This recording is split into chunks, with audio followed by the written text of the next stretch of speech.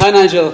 Hi, Emmanuel. How are you Hi. doing? Great. So, one thing today we want to talk about is the fact is how we can empower our people who are coming into the workforce and focus on how we can enhance their employability skills.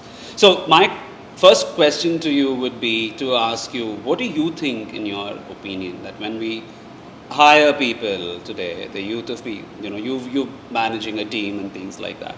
What are your expectations from people, and what do you think you find as a challenge, or what are the gaps you're identifying?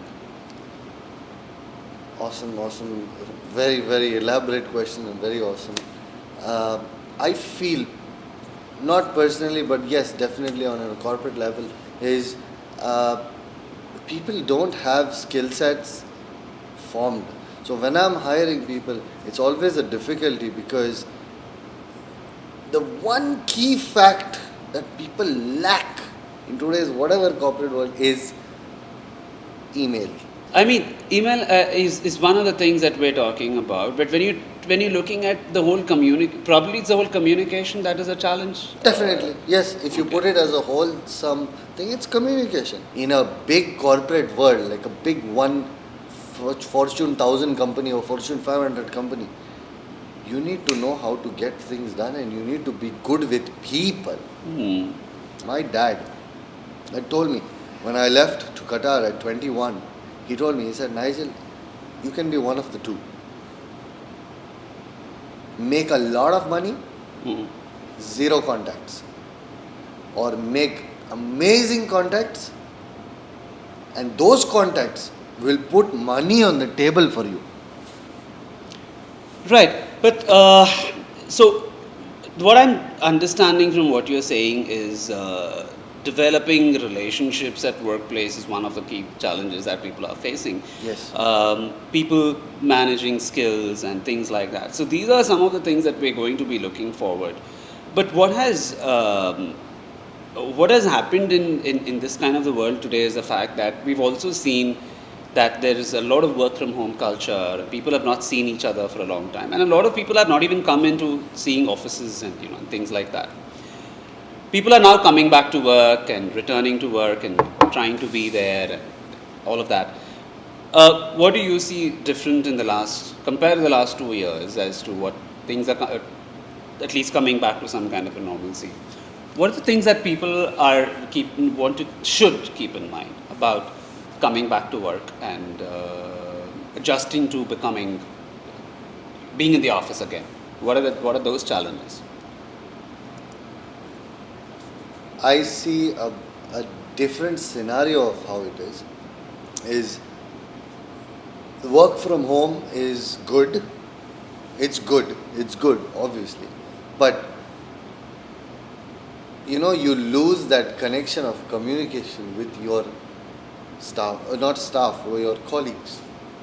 The emotion connection, the personal level. Because I know I've been working, I've not been working work from home, but uh, work from home is good. It saves time. You don't have to travel, you don't have to do.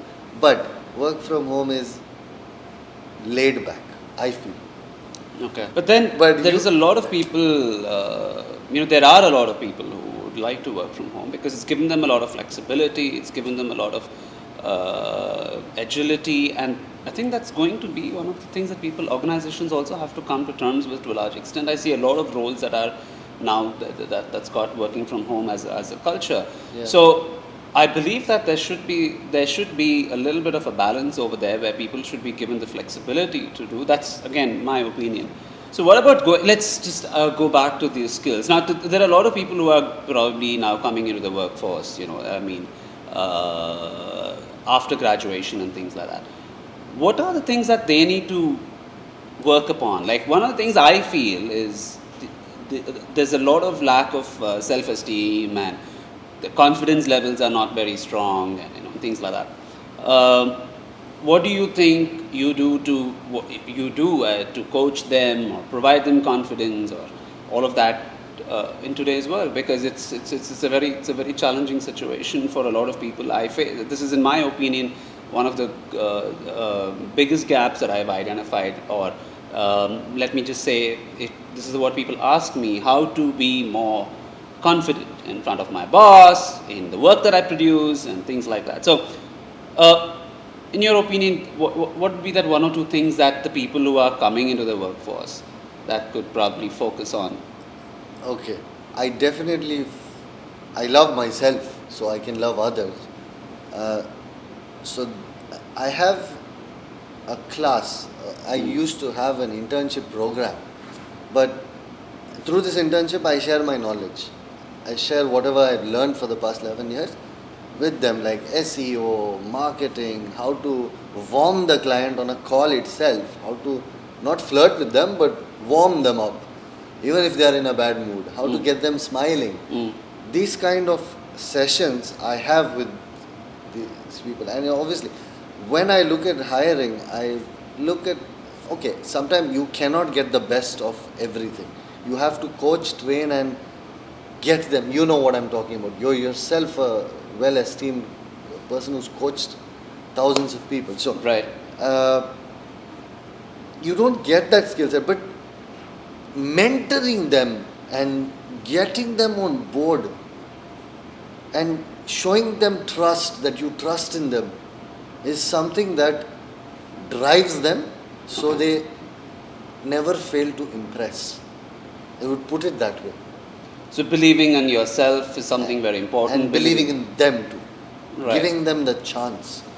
But again, I also feel that some place organizations should be more agile, and expectations should be set very clearly. And sometimes we should also allow people to make a few mistakes and learn from them, right? Definitely. And that's what is lacking in a lot of people, because you tend to set expectations too high without providing proper tools, or Exactly. the required training, coaching, culture, etc. I mean, you can talk about that, but my only challenge is, how can these people be felt more included? And because that is also a part of building the confidence, right? For leaders to make people feel wanted and include them in everything. So, what are the things that, I mean, this is from another perspective. What are the things that people who are hiring and as leaders and can do in terms of providing support to the people who are coming into their teams and organizations? What do you do, rather, like, to provide support to your team members? People are not given, they are told do this, but they are not given the power. Right. The power is the tools. People are actually given a title, a job saying graphic designer, and they are told do graphic design, but they give them not Adobe, they give them Canva. Right. Canva is not a artistic tool to actually execute and get stuff done. In my opinion, people can be made more confident when the leader also tells them it's all right if you make a couple of mistakes, right? And as opposed to saying that, okay, if you make something wrong, if you do something wrong, you would probably be reprimanded, or you would be fired, or you would have a disciplinary action. I mean, that kind of leadership is not going to work anymore. So, in the new world. So, I think it's important to make people feel that you're coming to a place where you can make a few mistakes and you can learn from that. And you can learn. Right. That's the kind of support that people should be able to give.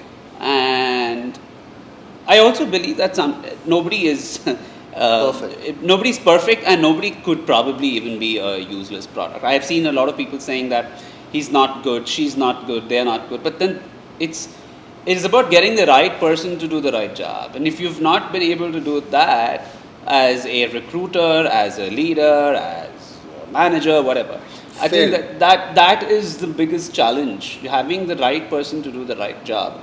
And that is a big challenge. So, what are the things that, what are the skills that probably that people need to polish upon? We said, to wrap up to what we're talking about right now, we said people need to work on good communication skills. What about the whole job search thing? How do you think a graduate or a college person who's just finished college or university should be probably applying for jobs? What are the various places that he or she or they can explore the opportunities? What ways can they do? Because I know a few ways, but let me ask you what you think in your opinion. Ways or companies? Now, how the ways to apply for a job? What are the ways you apply to? Where all can you look for a job? What are the ways you can apply for a job? I feel the best way to do it is out of the box. Amazingly out of the box, because if you do it the general way, your CV is, whoever's CV is just going to just lie there.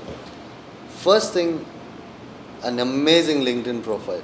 Right. Okay, because when they search your name, finished, you should just be there, boom. Right. First.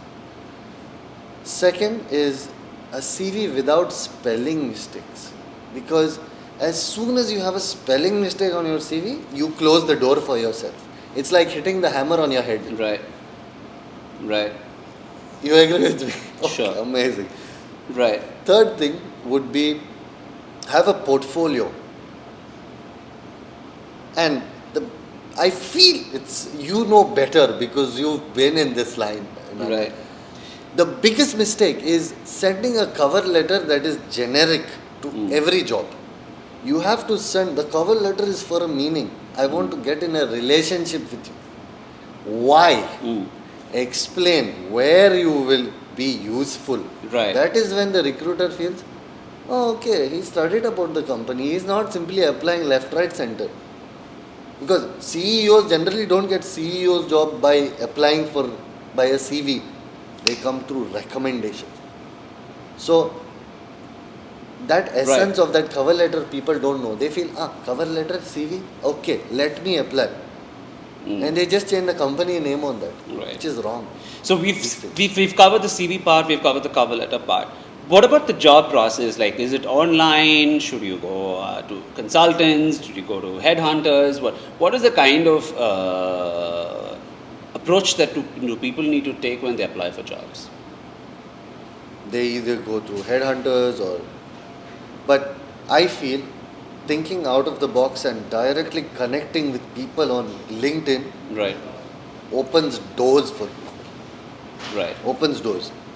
So LinkedIn is one way we can LinkedIn do that. is one way. But also I feel on a day-to-day basis, making connections, contacts will definitely add super value to someone's job, yes, but if you have the person's number on your phone and you're in communication with that person, it opens doors everywhere. Make it possible. There's no specific thing online or offline, but yes, online is the way. The reach. You need to reach out to people. Out. Yeah, That's exactly what we're talking about. All right. Fine. Thank you so much for sharing your inputs, and we will look forward to having you as a guest speaker on one of our webinars that are upcoming.